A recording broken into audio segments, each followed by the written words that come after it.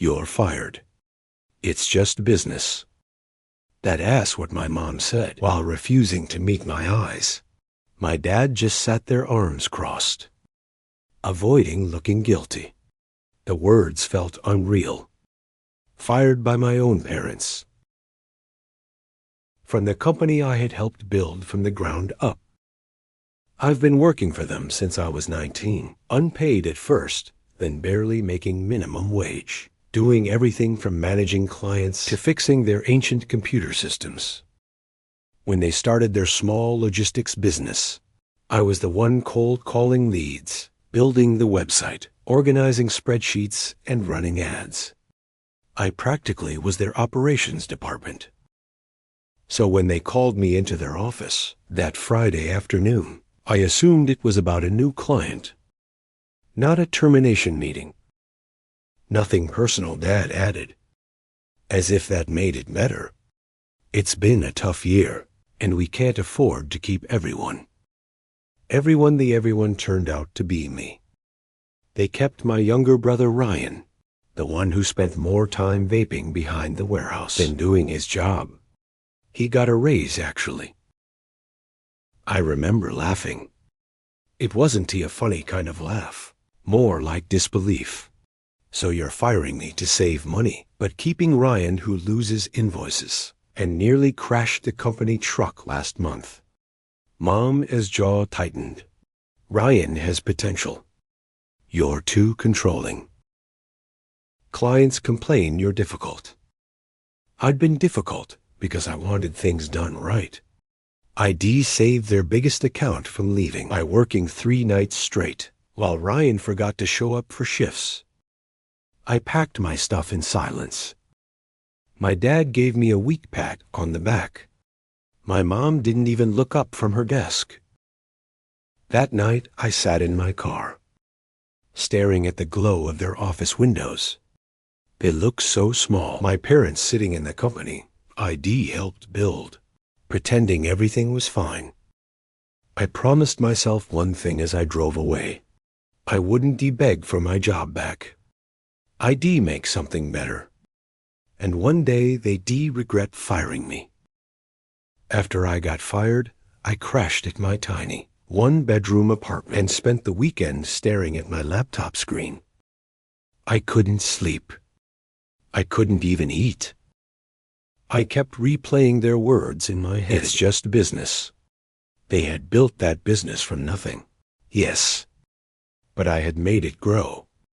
I knew every client, every supplier, every weak spot in the system. And they fired me like I was disposable. By Monday morning, anger turned into something sharper. Clarity. If they didn't want me, fine. I build something of my own. I started freelancing, helping small companies with logistics optimization, digital marketing, and route automation. My first few clients paid next to nothing, but they introduced me to others. Within 6 months, I had a steady stream of small contracts. It wasn't glamorous, but it was mine. Then something strange happened. One of my dad's former clients, a major regional furniture supplier, reached out. They said they were unhappy with my parents' company. Late deliveries, messed up invoices, bad communication. Didn't you used to work for them? The client asked. Yeah, I said slowly.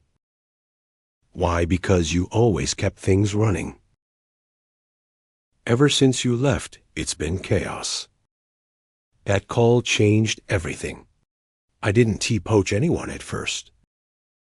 But word spread that I was available, that I cared about quality, that I actually responded to emails. In less than a year, I registered my own business, Blue Line Logistics. It was small, lean, and fully digital. No outdated systems, no family drama, just results. By the end of the first year, I had 6 full-time employees and 3 of my parents' former clients. I reinvested everything into better software and automation. Meanwhile, I started hearing rumors. My parents' company, the one AITA helped, was struggling. They lost contracts, and Ryan had apparently crashed another truck. One evening, I ran into my mom at the grocery store. She looked tired, worn out. "I hope you're doing okay," she said. Forcing a smile, I smiled back. "Actually, business is good." For a second, her mask slipped. Shock, then fear, then something else, regret. She said nothing, just nodded and walked away. That night, as I sat in my apartment, surrounded by the blue glow of my laptop, I realized it wasn't about revenge anymore. It was about proving I could thrive without them. But deep down, I knew this wasn't overdot. A year after I launched Blue Line Logistics, we were finally gaining traction. ID built a small but solid reputation for reliability, the kind my parents' company used to have before everything went downhill. Then out of nowhere, the weird calls began. One client said they'd received an email from my company offering massive discounts that ID never approved. Another told me a representative had called them, claiming Blue Line was about to shut down. At first, I thought it was some random competitor. But when I checked the caller ID records, my stomach dropped. The calls were coming from numbers registered to my parents' company. I didn't want to believe it. They were still my parents, even after what they did. But it got worse. A supplier canceled a shipment, claiming I hadn't paid an invoice ID already cleared. Turns out someone had sent them a forged email with my old signature attached, asking to redirect payment. The document had Ryan's initials on the file name. That's when I knew they weren't just struggling. They were desperate. I could gone straight to a lawyer, but I didn't Not yet. I wanted to see just how far they'd go. A few weeks later, I got a call from one of my old co-workers who'd stayed with my parents. He whispered, "You didn't hear this from me, but your dad told everyone you're trying to ruin them. They said you're stealing their clients." I laughed bitterly. That ass Rich. The irony was painful. I hadn't stolen anyone. The clients had come to me because my parents couldn't handle business anymore. But now they were painting me as the villain, the ungrateful son who betrayed his family. When I confronted my dad, he didn't even deny it. He just said, "You made your choice. We're protecting our livelihood." I could feel years of resentment bubbling up. "My choice," I said. "You fired me to save money. You pushed me out, and now you're blaming me because you can't run your company without me." He glared at me, silent. Mom stood beside him, eyes full of guilt but lips pressed tight. That night I realized something. If they wanted a war, they'd get one. Because up until that moment, ID just wanted to move on. But after what they did, the lies, the sabotage, something inside me snapped. I wasn't going to play defense anymore.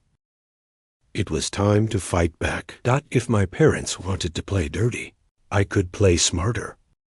I wasn't about to forge emails or spread rumors. That wasn't my style. But I knew their company inside out.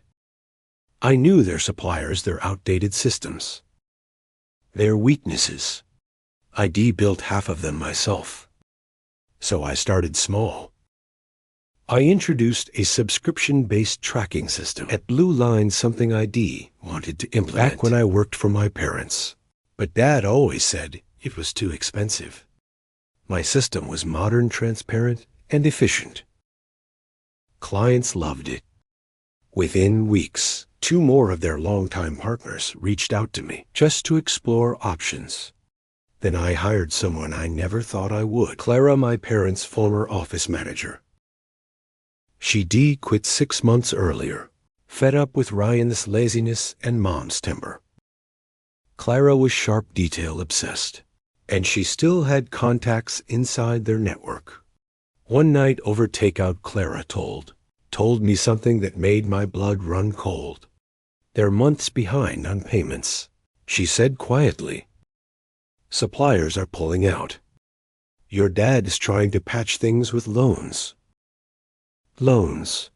The same thing they swore they'd never take again. After the recession, it felt surreal watching their business crumble from the outside. The same business I used to fight for. But every time I thought about feeling pity, I remembered the humiliation of being fired by my own family, the forged emails, the lies. Still, part of me hated what I was doing. These were my parents. People I'd once trusted more than anyone. I didn't want to destroy them. I just wanted to prove I didn't need them. But it was too late to stop the momentum. My company was thriving, theirs was collapsing. One morning, I got an email from one of their oldest clients, the one who had practically kept their company alive for years. We VE decided to transfer all operations to Blue Line Logistics. Your transparency and reliability speak for themselves. That was the moment I knew the war was over, or at least I thought it was. A week later, I got a call from my mom. Her voice was shaky, fragile, the kind I hadn't heard since childhood. We need to talk, she said. It's about the company and about your father. For a second, I almost hung up. But something in her voice made me pause. Come by the office, she whispered. Please. Against every instinct I had, I agreed. Because deep down, I still wanted to believe there was something left to save. Walking back into that office felt like stepping into a ghost of my past. The same cracked linoleum floors, the same faded company logo on the wall. Only now, everything looked smaller, emptier. There were boxes stacked near the door, like they were already halfway packed. Mom was sitting behind the front desk, eyes red and tired. She looked up when I walked in, forcing a faint smile that didn't reach her eyes. Thank you for coming, she whispered. Dad, wasn't he in the lobby? That felt strange. He was always there, hovering over every detail. What is this about? I asked, crossing my arms. She took a deep breath. Your father is in the hospital. The words hit harder than I expected. What heart issues? Stress. He has been ignoring the signs for months. She looked down, twisting a tissue between her fingers. It got worse after you left. After everything? I didn't know what to say. Part of me wanted to ask why she was telling me this now, after everything they'd done. But the anger that had burned so bright for months suddenly flickered into something else. Confusion, guilt, disbelief. Then she said something that froze me in place. You weren't fired just to save money. That was only part of it. I stared at her. What are you talking about? She wiped her eyes. Your dad found out Ryan had been caught stealing from the business. Small things at first. Petty cash supplies. He didn't. He wanted to ruin Ryan's life. He thought if you knew, you'd go to the police or cut ties with him completely. So he made the decision to let you go instead, to protect your brother. My stomach twisted. He fired me to protect him. Tears slid down her cheeks. He thought Ryan would change. He thought you'd rebuild your life, and we could fix things later. But it all fell apart faster than anyone expected. I sat in silence. The betrayal hit me all over again, but this time it felt heavier, poisoned by guilt and pity. They destroyed my future to protect someone who never cared. Mom reached across the table, her voice trembling. He wants to see you. He is insane. Mary S. He. Doesn't he know how to ask himself? I didn't respond right away. I just stared at her, trying to recognize the woman who'd once been my biggest supporter. Part of me wanted to walk away, to let them live with the mess they'd created. But another part of me, the one that still remembered family dinners and late-night talks about dreams and ambition, whispered go that night. I drove to the hospital, and for the first time in years, I didn't know if I was going there for revenge or forgiveness. The sterile smell of disinfectant hit me the second I stepped off the elevator.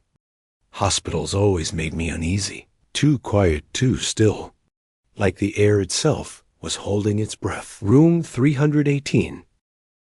That ass where my dad was. I hesitated outside the door, my hand hovering over the handle. For months I'd imagined this moment. Not like this, though.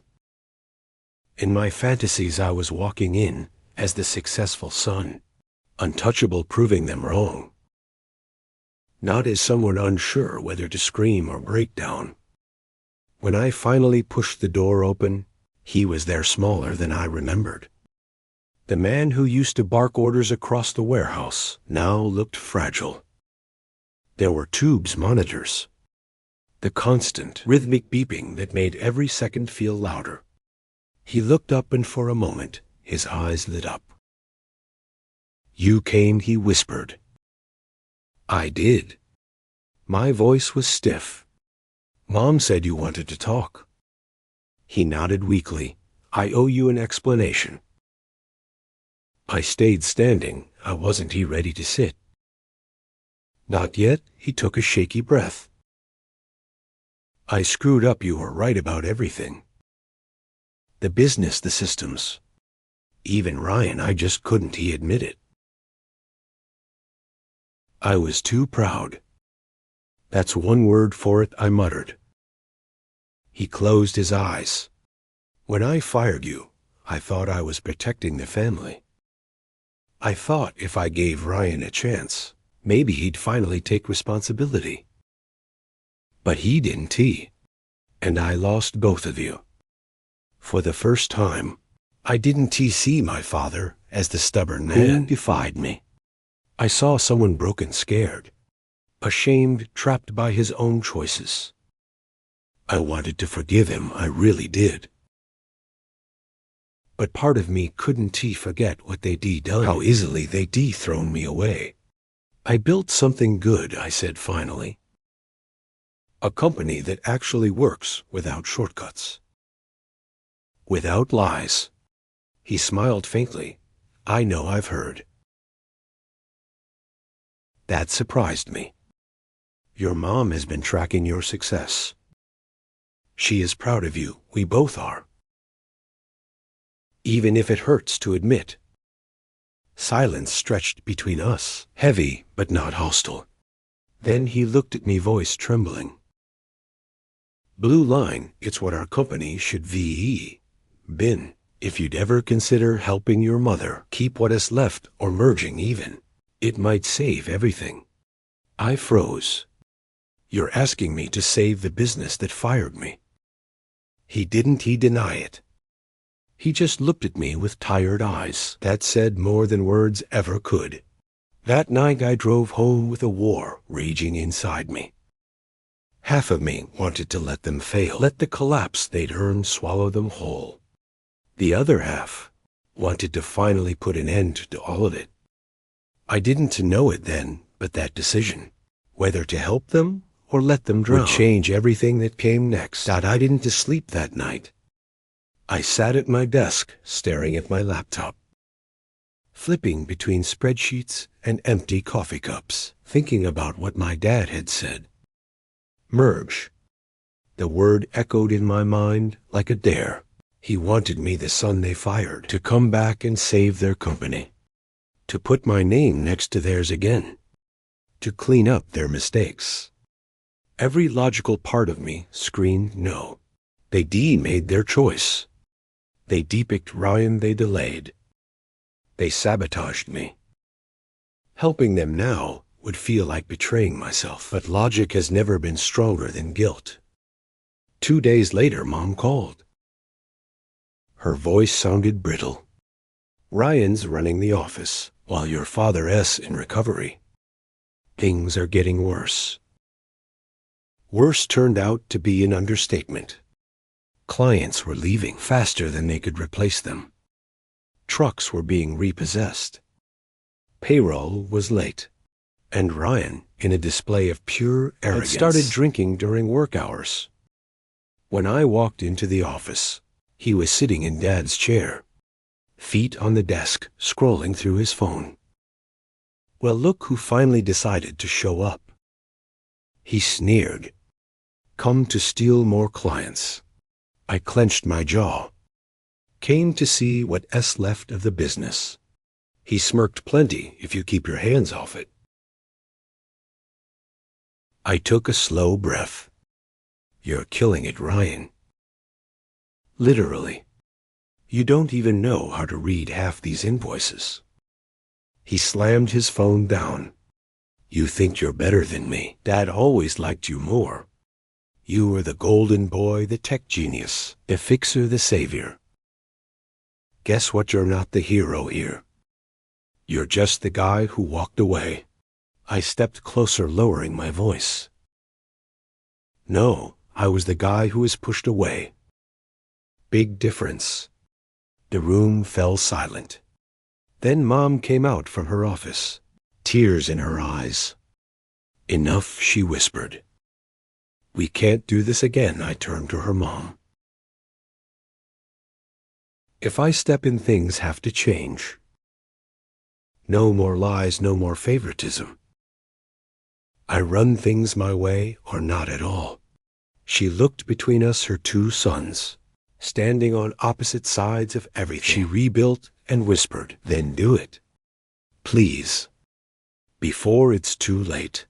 Ryan stormed out, muttering curses under his breath.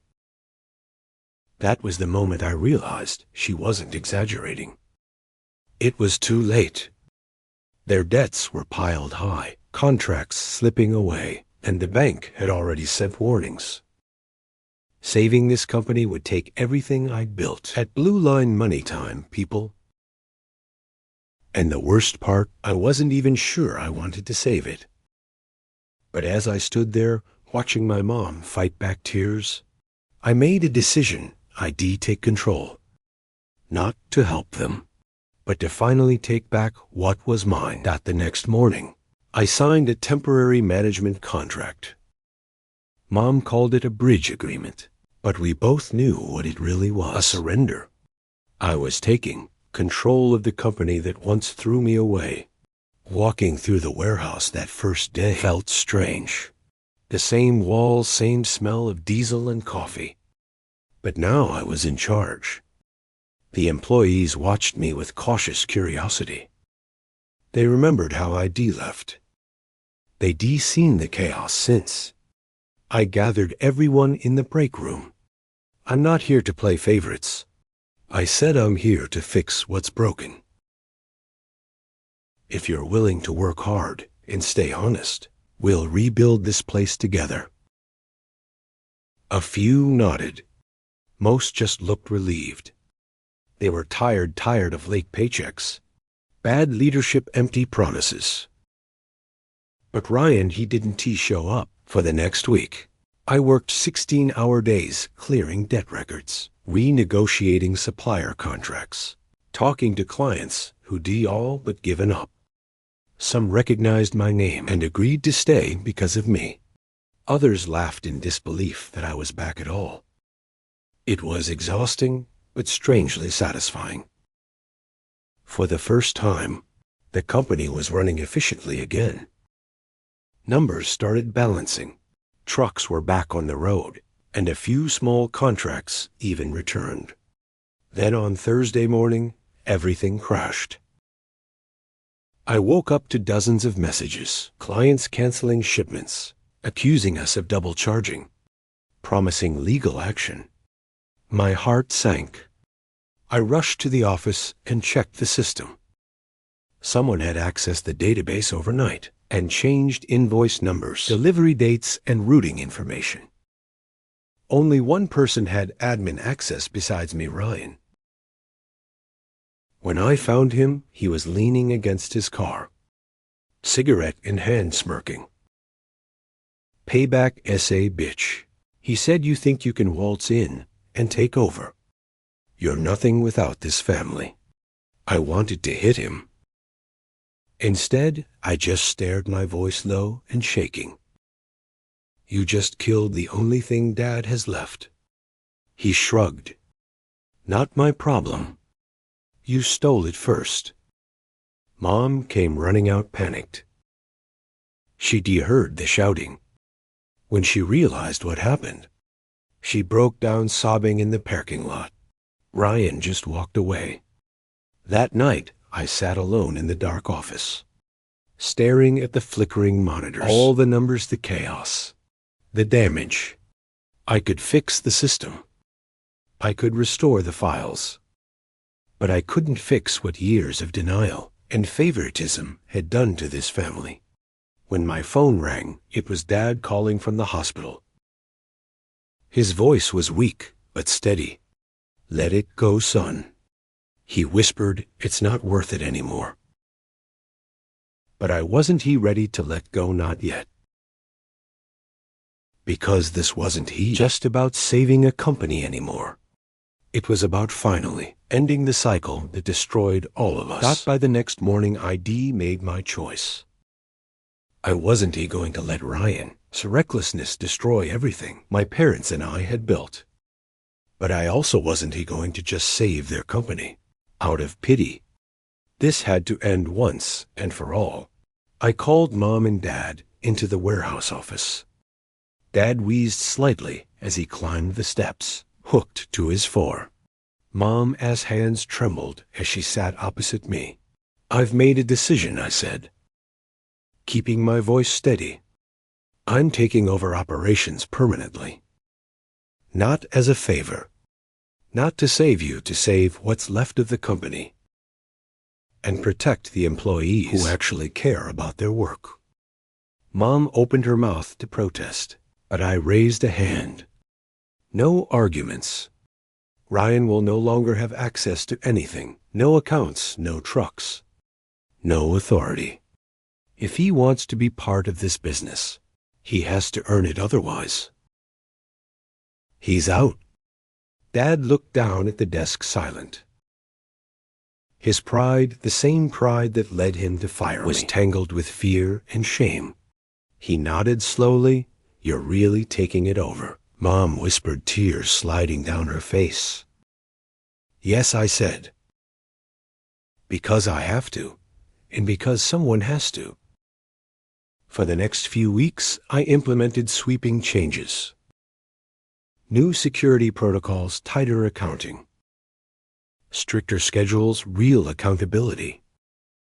I worked 18-hour days, often sleeping in the office, just to make sure the mistakes didn't repeat. And slowly it worked. Clients returned. Suppliers stabilized. The warehouse ran like a clockwork machine. Even Ryan tried to interfere again, but after a stern confrontation, he left for good this time. He stormed out, shouting that I was destroying the family, but I didn't care. The company was no longer theirs or mine. It had become something better, a system that ran efficiently, transparently, and fairly. Mom visited, often bringing lunches and coffee, sometimes just sitting quietly as I worked. Dad recovered slowly in the hospital, occasionally giving advice that I politely discarded. It didn't make sense. And yet, despite the victory, the satisfaction was bittersweet. I had succeeded, yes, but at what cost? Family trust was fractured. My relationship with Ryan was irreparably broken. Mom and Dad had to watch their legacy being managed by the very person they had once dismissed. Still, I knew one thing. I had taken control of my life, and nothing, not even my family, could take that away. For the first time in years, I felt free. God, it's been 6 months since I took over. Full control. Blue Line Logistics is thriving. The old family company is stabilized under my management, and the employees, the ones who stuck around, are finally getting paid on time with proper benefits. Mom and Dad come to the office sometimes. Dad has recovered, but moves slower, quieter now. Mom visits more often, usually just to watch me work, and offer advice when asked. There is tension, of course. The kind that comes from years of betrayal, favoritism, and mistakes. But there is also a fragile respect, Ryan. He has gone, moved out of state, doing odd jobs, occasionally posting angry social media rants. We haven't spoken, and honestly, I don't know if I want to. I sometimes think back to that Friday when they fired me at the time. It felt like the world had ended. I was angry, hurt, and humiliated. But looking back, I see it differently now. That moment forced me to fight, to create, to reclaim control over my life. I rebuilt a company. I restored order. I made sure the employees who relied on me weren't left stranded. And yes, I made my parents watch me do it. Some nights guilt creeps in. Did I go too far? Did I enjoy their suffering too much? Could I have forgiven them sooner and saved everyone from the pain? But then I remember the forged emails, the sabotage, the favoritism that almost destroyed everything. I remember being fired, discarded like a tool I no longer needed. And I realized survival sometimes demands hard choices. So Reddit here's where I'm stuck. AITA. For taking over my parents' business after they fired me and letting them face the consequences of their poor decisions. I didn't do it out of spite alone. I did it to protect what I had built, to ensure fairness, and to restore order. But I also can't ignore the fact that it cost my family dearly. I guess that's what life is: messy, painful, and morally gray.